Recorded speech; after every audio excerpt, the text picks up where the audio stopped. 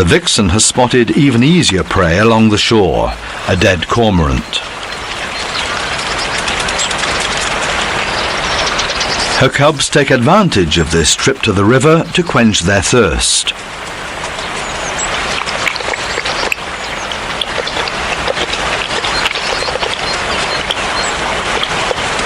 Until they will be fed.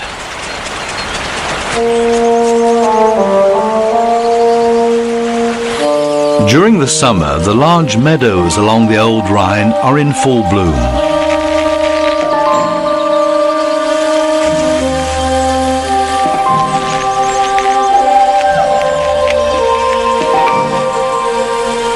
Especially orchids grow well in the nature reserve of the Taubergießen. Almost a third of all of Germany's orchid species grow here, some with very exotic names. Late spider and fly orchid, marsh helleborine and the lizard orchid.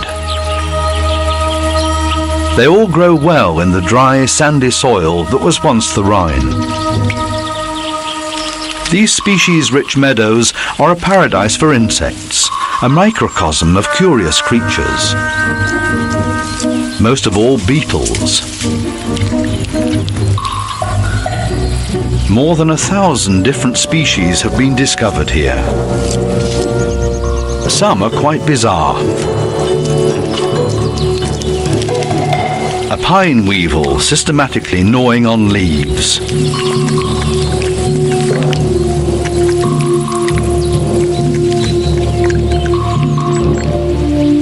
After they mate, the weevils lay their eggs underneath the leaf. The different lifestyles are apparent everywhere.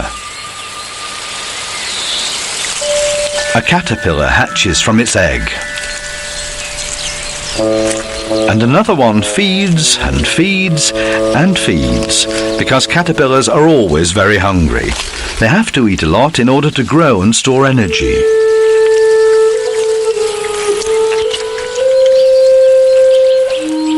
Until they metamorphose, the round, pudgy feeding machine will turn into a beautiful winged insect.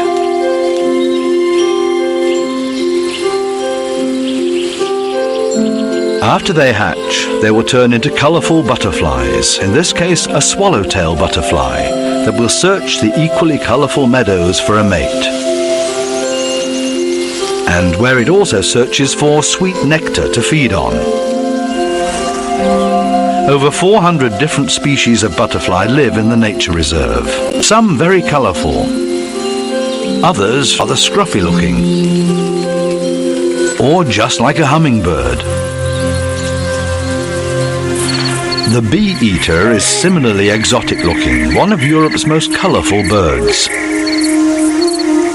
The bird was extinct in Germany, but luckily in the 90s several bee-eaters came back to breed in the areas around the Rhine meadows, attracted by the warmer climate and the steep Loess walls, and certainly the abundance of insects to feed on. The bird's favourites are honeybees, hornets and bumblebees. It's important to empty out the bee's poison gland before swallowing the insect. About 100 couples are breeding here again along the Upper Rhine. They return from Africa in mid-May. They won't come up from their winter quarters before there are enough insects to feed on.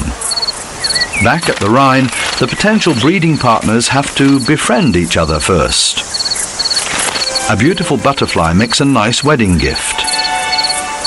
Or maybe even a plump bumblebee.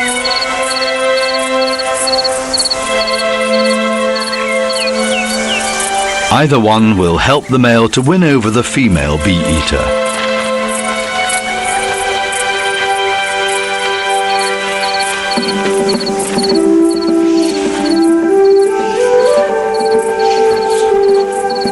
After mating, they both work on their nest in the Loess walls. This type of steep escarpment is found less and less.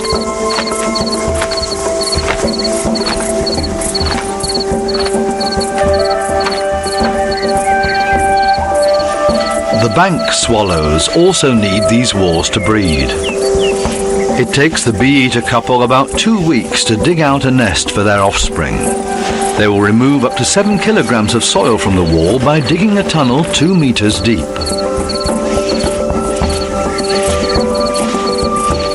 5 to 7 bee-eater chicks will hatch at the end of June.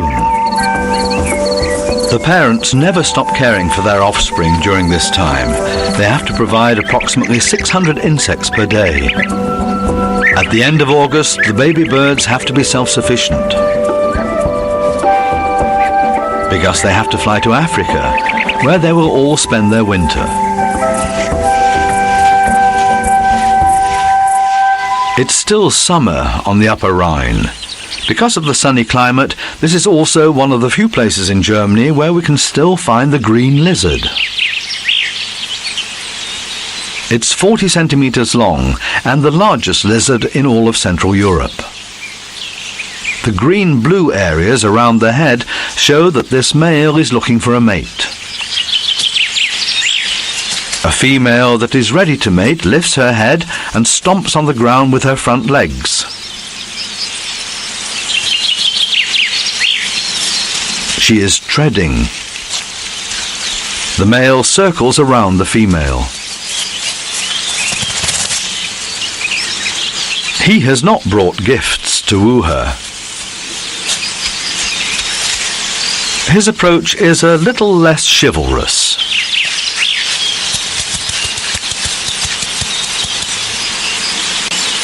He bites her in the tail. And then they begin their wedding march. The female lugs the male around for a while.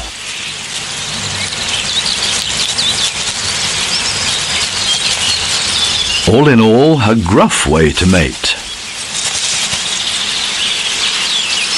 Until he grabs her at the front and mates with her.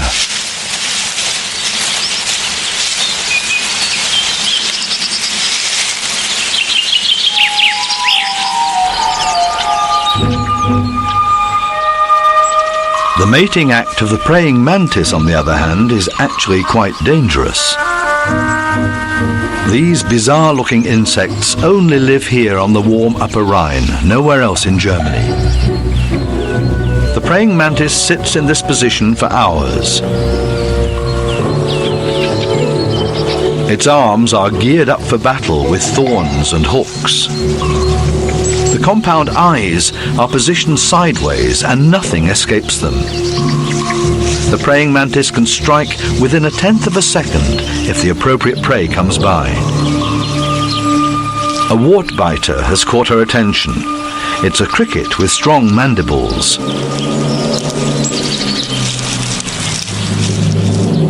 But the praying mantis is distracted. A male would like to mate with her, and it's a very risky business. Because the female often has a cannibalistic craving afterwards.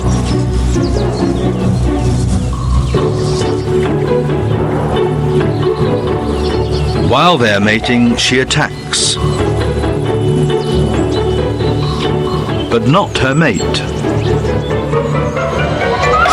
She goes for the wart biter, without much success.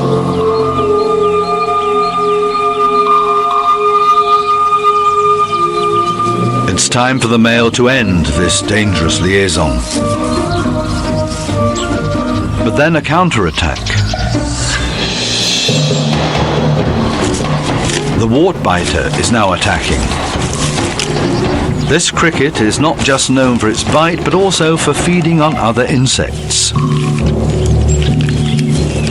It's the end of the praying mantis.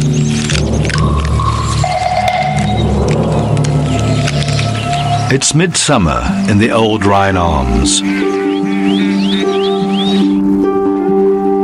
And an underwater jungle of algae and aquatic plants has grown.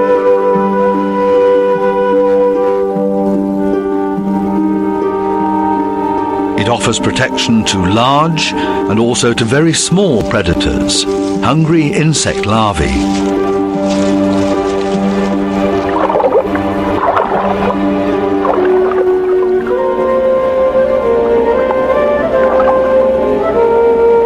They lurk at the bottom of the Gießen. They're already easily recognizable by their eyes. Dragonfly larvae also have mandibles at this stage.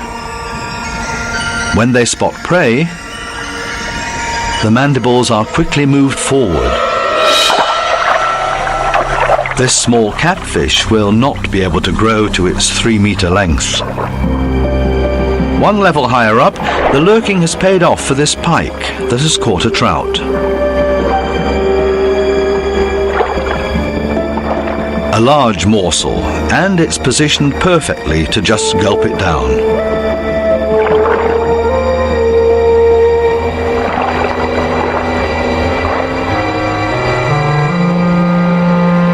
Depending on the species, dragonfly larvae can live for up to 5 years in the water, where they feed on smaller and sometimes even larger animals as they grow. Only then do they leave the crystal clear springs in order to live as adults and are able to fly around.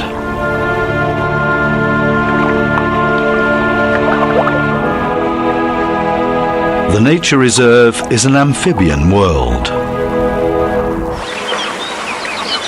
It's also the ideal habitat for the grass snake. The snake is a great swimmer and prefers to feed on toads and frogs.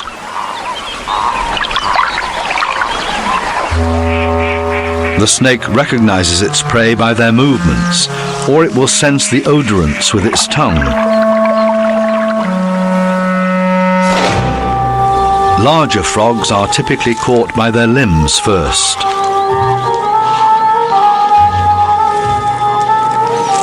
The grass frog is desperately trying to get away. And as the snake swallows, a miracle happens.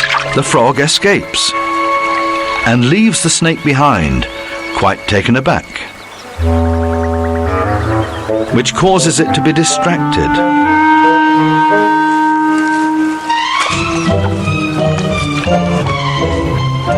A costly mistake. Normally, the little bittern only feeds on fishes, insects, or frogs.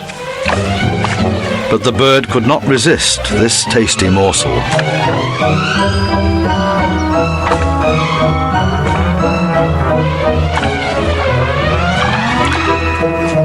And wins the tug of war.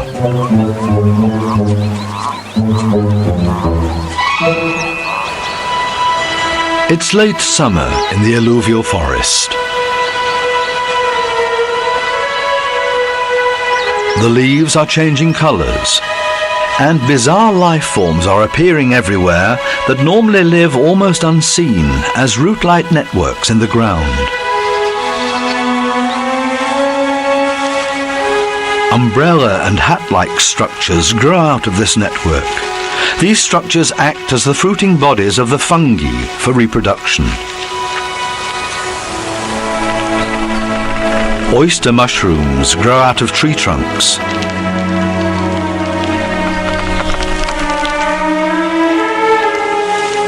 Stinkhorns are pushing their strange fruiting bodies out of the ground. Once they ripen, these cup fungi release their spores in bursts. Puffballs virtually explode.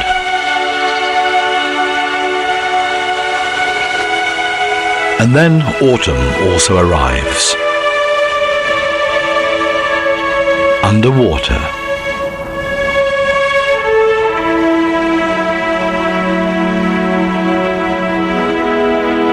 The jungle of aquatic plants and algae collapses upon itself. Fog banks float through the Gießen. The reason is the sulfur bacteria. They decompose the decaying plants and float like plumes through the water.